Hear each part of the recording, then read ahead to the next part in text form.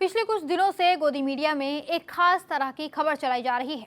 वो ऐसे दिखाने की कोशिश कर रहे हैं कि ट्रंप भारत के सामने झुक गए हैं। एक बार फिर पीएम मोदी से अपनी दोस्ती ठीक करने की कोशिश कर रहे हैं। एक नैरेटिव बनाया जा रहा है कि मोदी जी ने ट्रंप को घुटनों पर ला दिया है, लेकिन हकीकत से इसका दूर दूर तक कोई वास्ता नहीं है।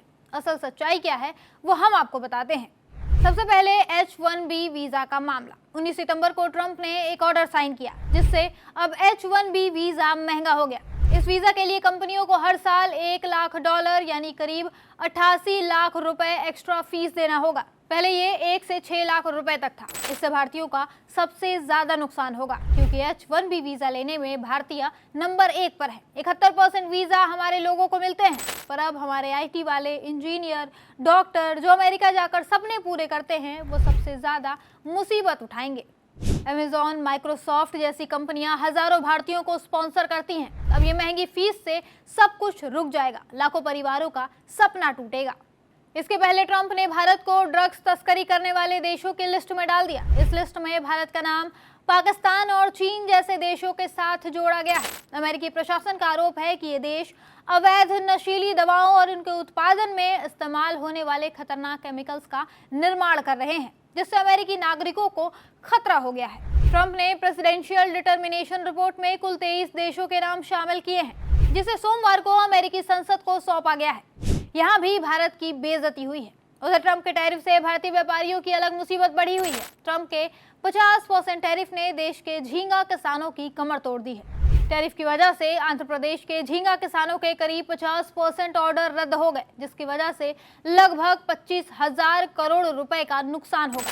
इससे पहले राजस्थान में भी ज्वेलरी इंडस्ट्री को नए ऑर्डर ना मिलने और पुराने ऑर्डर कैंसिल होने की वजह से 2,500 करोड़ का नुकसान हुआ और हजारों लोग बेरोजगार हो गए। इतना ही नहीं, देश के नेटवेयर निर्यात में 55 से 60% हिस्सा रखने वाले तिरुपुर क्लस्टर टैरिफ से बुरी तरह प्रभावित है। यहाँ से करीब 700 अरब रुपए के कपड़े का निर्यात होता है। टैरिफ की वजह से तिरुपुर को अमेरिका से मिलने वाले करीब 40 अरब रुपए के ऑर्डर रद्द हो गए हैं। किसानों को और व्यापारियों को नए ऑर्डर नहीं मिल रहे हैं, कई ऑर्डर कैंसिल हो गए। टैरिफ के बाद कपड़ा कारोबारियों ने तमाम कर्मचारियों को नौकरी से हटा दिया है। उधर पाकिस्तान अपने पर फैलाते जा रहा है। 17 सितंबर को पाकिस्तान और सऊदी अरब के बीच एक बड़ा समझौता हुआ है। सऊदी अरब के शहजादे मोहम्मद बिन सलमान, अब्दुल अजीज अल सऊद और पाकिस्तान के प्रधानमंत्री शहबाज शरीफ ने रणनीतिक पारस्परिक रक्षा समझौते पर दस्तखत किए हैं, जिसमें कहा गया है कि दोनों देशों में से किसी पर भी हमले को दोनों के खिलाफ आक्रमण माना जाएगा। पाकिस्तान और सऊदी अरब के बीच हुए इस समझौते को विश्लेषक भारत के लिए खतरा बता रहे हैं। उनका कहना है कि ये रक्षा समझौता न केवल इस्लामाबाद को मजबूत करेगा, बल्कि नई दिल्ली के सुरक्षा समीकरणों को भी बदल देगा।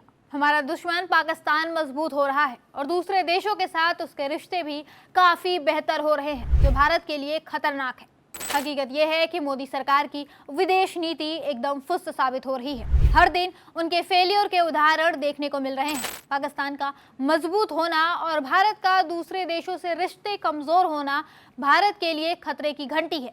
पीएम मोदी हर महीने विदेशी दौरे करते हैं, भारतीयों का करोड़ों रुपया फूंकते हैं, लेकिन इससे कोई फायदा मिलता नहीं दिख रहा, उल्टा और नुकसान ही हो रहा है। मोदी सरकार की नाकामी की भरपाई भारतीय नागरिकों को करनी पड़ रही है और यही सच्चाई है। चाहे गोदी मीडिया कितना भी फेक नैरेटिव फैला ले, लेकिन हकीकत सबके सामने है।